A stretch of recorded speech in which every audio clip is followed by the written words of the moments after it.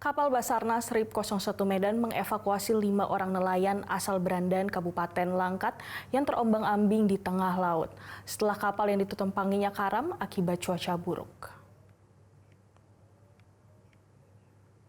Kelima nelayan yang sempat terombang-ambing menggunakan fiber ikan berada di tengah laut perairan Selat Melaka selama 22 jam setelah kapal berukuran 2,5 GT yang digunakan korban rusak dan tenggelam akibat dihantam oleh ombak di tengah laut.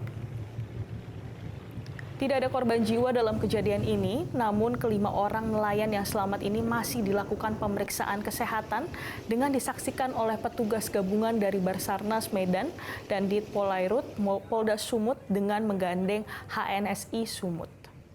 Jelajahi cara baru mendapatkan informasi. Download Metro TV Extend sekarang.